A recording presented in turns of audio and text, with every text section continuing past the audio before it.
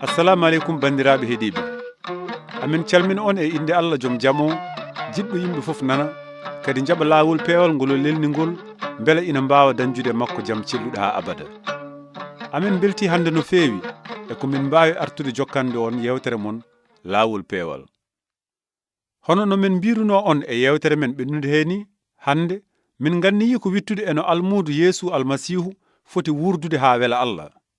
Ma en jino hoolare almuudo almasihu o foti feeñirde e miiju mum, e haala mum, e golle mum, manam e nguurndam mum fof. Kono gadortoɗen ko namnade holi gonɗo almuudo Yeesu almasihu. Hono no mbirunɗen ɗum ni, almuudo Yeesu ko neɗɗo mo ganduɗa jaɓi ko bakkudinowo e yeeso Allah joom senare o, te alana hoore mum hay feere wootere natnore ɗum aljanna. Kono jomum jaɓi feere nde Allah waɗi ngam wawde yaafade bani adama en bakkutuji mumen. Nden feere woni maayde Yeesu almasihu pewɗo o e dow feŋirde he, on baraɗo sababunde toñangeji men, wurtina beele eɗen nangire fewɓe. So en tongi eɗen mbawi wiide almuudo Yeesu almasihu o ko neɗɗo gonɗinɗo o no ɓernde mum fof fotiri, kabaru moƴƴo almasihu o yanana bakkutuji mum fof jaafama no Allah fodiri ɗum e haala mum ni. Allah jaggirta on neɗɗo kono ɓiyum ni. Ko ɗum linjil haali nde wi, jaɓɓiɓe Yeesu almasihu gonɗini indi mum ɓe, o rokki ɗumen fodde wontude ɓiɓɓe Allah. Ɓen ɓe jibiniraka ƴiƴam, ɓen ɓe Allah jibini. So neɗɗo haɓɓodiri e almasihu o wonti tagore hesere. Ko jomum wonno adana ko yawti, hankadi geɗe mum fof kesɗiti. Bindi ɗi mbi kadi, mate on ganda kon suudu Allah, kadi ruuhu Allah o hoɗi koye mon.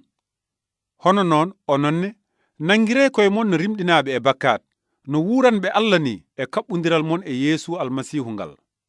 Nden noon woto bakkat halfu ɓalli mon ɗi nduumaki ɗi, beele woto on ndewde muuyoji majji.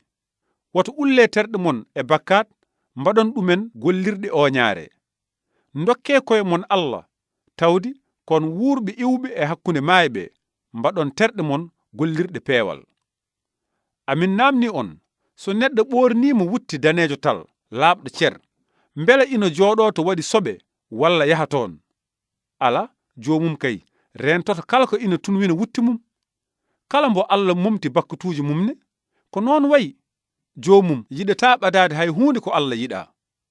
So en dokki yeru, so neɗɗo yaafimama ñamande kaalis kewɗo, beele aɗa wawi wadde jomum geɗe bonɗe ngam huɓɓinde ɓernde mum. Ala, a waɗat kay no doole ma potno ngam weltindemo. Hono nonne, so Allah yaafimama ñamande bakkat ma, dandima e kuugal bongal ngal, beele a yettata ɗum, teddina ɗum e miiju ma, e haala ma, haa nde balɗe ma ngasi fof. Keɗoɗe ko linjil haali, ko faati e haɓɓodirɓe e jomiraɗo Yeesu ɓe. O wi, adana enenne gonnoɗen ko fuuyɓe, saliɓe, majjinaɓe, gonnoɗen koɓe muuyoji e belanteje kala ciirol kalfuno.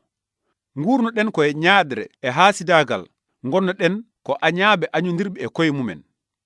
Kono nde moƴƴere Allah dandowo en o e yidde mum peeñi, o dandi en, fawaaki noon e golle pewɗe ɗe mbaɗɗen, fawi tan koye yurmede makko. O dandiri en lotngal bakkutuji men, o jibiniri en gongol sembe ruuhu ceniɗo kesɗitinowo en o. Ngati Allah yuppiri emen ruuhu ceniɗo o, Yeesu almasihu dandowo en o, ko beele omo nangire en fewɓe moƴƴere makko, o rokko en geɗal e nguurndam ha abada ɗam ɗaminiɗen ɗam. Kan haala ina hoolni. Ɗum noon, no sukaɓe ɗoftiɓe ni, woto ponde koye mon e muuyoji ɗi jogino ɗon e human binnagu mon ɗi. Kono no nodduɗo on o senori ni, ononne cenoroɗe noon e nguurndam mon fof, ngati ina winda, on cenoto ngati min komi ceniɗo. Holino mbawirten tongirde nguurndam almuudo almasihu o? Ko ni, Allah yiɗi ko yo ɓiɓɓe mum kollit sifa mum e nder aduna he. E ko raɓɓiɗi, Allah yiɗi ko yo ɓiɓɓe mum nandu e mum. Wadde noon, holino Allah wayi? E jangɗele men e bindi ceniɗe he, en jii sifaji ɗiɗi kewɗi fayida, manam senare e yidde. Allah ko joom senare, te Allah ko joom yidde. ɗum noon holino Allah yiɗi mbayen. O yiɗi ko cenoɗen no o senori ni, jiɗen bo te jiɗodiren no o yiɗiri en ni. Ko nguurndam senaare e ɓernde yidde poti sertinde haɓɓodirɓe e Allah ɓe e heddiɓe ɓe. Allah haali ko faati e ɗum wi, ko ɗum ɗo sernde ɓiɓɓe Allah e ɓiɓɓe Iblisa. Kala mbo waɗata ko feewi, walla kala mbo yiɗa bandumen, on wona neɗɗo Allah. Sabu moƴƴere Allah feeñi te udditani yimɓe fof damal dandore. Ko nden moƴƴere janginta en no ceerdaten e lutndare e muuyoji aduna. Ko kayre kadi janginta en no gonirten hakkilɓe feewɓe nunɗuɓe e aduna, tawa eɗen pada ñalngu teddungu ngu ɗaminɗen ngu ñande peeñɗi darje Allah men jom mangu e dandore o hono Yeesu almasihu. O rokkiri wonki makko ngam men, mbele ombo sotta en e kala bonande, o sennana en hoore makko, gonen leñol makko kanko tan, cirginaningol golle moƴƴe. Nden noon ceere e fenande kaldate goonga, ngati enen fof ko en terɗe ɓandu woturu. So on ceki, woto bakkudine, woto nange muddu on e fitina, woto dokkate Iblis damal. Yo gujju nattu wujjude, watta tampude, wuura e warñede mum, waawa wallude waasɓe. Woto konnguli bonɗi jaltat e kunuɗe mon, kono so haala yonti, kaalate haala njooɗka, mbaawa ko ɓamtude e barkinde heɗotoɓe ɓe. Woto cune ruuhu Allah ceniiɗo o, ko kanko jelira ɗon ngam ñalawma cottigu mon o. Gitte kala mette e ɓerɗe mon, ceeron e laawaare, fitina, dukoji e bonnidde woɓɓe. Ngoppe dendaangal ñaaɗere, moƴƴodirte e koye mon, njurmodirte, njaafondiron no Allah yaafori on e nder kaɓɓodiral mon e almasihu o ni. Nden noon ngone ñemboɓe Allah, tawde kon ɓiɓɓe mum ɓe horsini. Nguure e nder yidde no almasihu o yiɗiri en, sakkani en hoore mum no urateeri beldini. Woto fijirde e kala tuundi e yiɗnede ginne e hakkunde mon ni, tawde kon seniɓe. Ndoge ko gamutini, woto kaalate haala puuyka, woto jewtate jewte tunguɗe sabu haanani, koɗe e yettude Allah. Ngati paame no moƴƴi, hay pijowo gooto, hay tunguɗo gooto, hay jinnaɗo gooto, hono dewowo sanamuji, ronata e laamu almasihu e Allah ngu. Adan kon niɓɓere gonno ɗon, kono joni e kaɓɓodiral mon e joomiraɗo o kon annore. Ɗum noon bandiraɓe horsuɓe, jiɗodiren e koye men, ngati yidde ummi ko e Allah, te kala joom yidde ko Allah jibini ɗum, kadi ina andi Allah. Mo yidde ala e mum o anda Allah, ngati Allah ko yidde. Enen noon jiɗirten ko kanko adi yidde en. Kala biɗo ina yiɗi Allah, tawa ina jogani bandum gañantumagu ko penowo. Ngati mbo yiɗa bandum mbo yiyata, wawa yidde Allah mbo yiyani. Ko ndeɗo yamirore o rokki en, kala jiɗɗo Allah yo yiɗ bandum.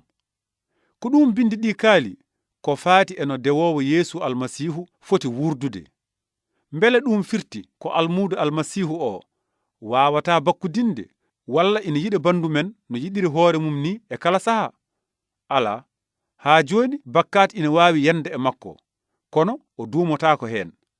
So tawi o bakkudini, ombo wawi hutorade fodore nde Allah fodani kala kaɓɓodirɗo e almasihu o.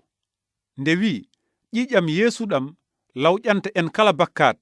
So en mbi en ngala bakkat, en punti koye men, te gonga o ala e men. Kono so en kirlitima bakkatuji men, ma o yaafo en, o laɓɓina en e kala tuundi, ngati kanko Allah ko aadiyanke, ko peewɗo. Wadde noon, en jii e Yeesu almasihu wona diine tan, ko jokkodiral. So neɗɗo haɓɓodiri e almasihu o, dañat jokkodiral belgal hakkunde mum e Allah ceniiɗo joom yidde o. Ngal jokkodiral belgal, ngal Adama e Hawa mbasno sababune bakkat mumen ngal, Allah rokkiti en ɗum, rewni ɗum e ƴiƴam ɗam Yeesu rufi e dow feŋirde ɗam. Allah wonta siftorde toñangeji men, sabu Yeesu yoɓani en ñamande bakkatuji men. Sababunde kaɓɓodiral men e almasihu o, ko Allah wonti baaba men, ko enen ngoni ɓiɓɓe makko.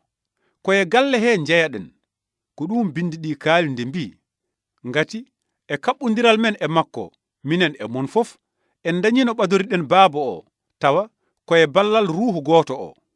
Nden noon on natti wonde hoɓɓe walla tumurankoɓe ko onon e seniɓe ɓe ndendi gendi jeyaɗon koye galle Allah he. Ko noon haɓɓodirɓe e Yeesu almasihu ɓe dañi jokkodiral belgal hakkunde mumen e Allah gila ɗo e aduna haa laakara. Kono noon holino almuudo almasihu o wawirta renirde jokkodiral mum e Allah ɗo e aduna he. Ina woodi e haala Allah he geɗe nayi baɗɗiɗe en ɗe poɗɗen wadde enen almuɓe almasihu oɓe mbele eɗen ganda sago Allah no moƴƴi nguuren nguurndam jerodirɗam e joomi men o ngam wadde ko weli ɗum e kala fannu te ɓeyden kadi gandal men e Allah. Geɗel gadanel baɗɗingel en ngel ko ni wayi: almuudo Yeesu wurata ko konngol Allah ina janga ɗum ñande fof te gonɗina ɗum e ɓernde mum ɗofto ɗum. Ko bindi ceniɗi ɗi gandinta en sago Allah ko kanƴi ngoni nguura ruuhu men ɗi dokka ɗum doole. Kala jiɗɗo Allah e goonga jarani jomum ina wiye yo heɗo haala Allah, sabu jomum heyɗat haala Allah no heyɗirta ñamde ni. Kono ganniyiɗo ñiibde e jokkodiral mum e Allah ma dañ ko yiɗi haaldude e mum. Ko ɗum waɗi gueɗel ɗimmel baɗɗingel en ko torade Allah baaba men gonɗo dow o.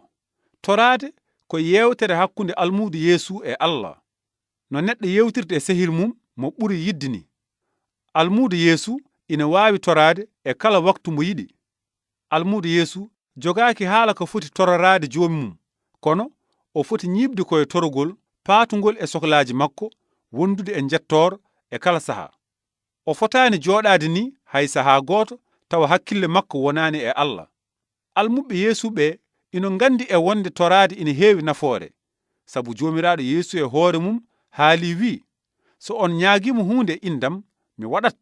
Te bindi ɗi mbi: woto hay hunde dillin ɓerɗe mon. Kono e kala fannu toroɗe Allah jetton ɗum, kolliton ɗum sohlaaji mon. Nden ma dejre Allah diwtunde fama muyaji fof nde ñimnu ɓerɗe mon e hakkillaji mon e Yeesu almasihu. Geɗel tataɓel baɗɗingel en ko jeyeede e dental woɗɓe gonɗinɓe joomiraaɗo Yeesu yiɗɓe ɗum.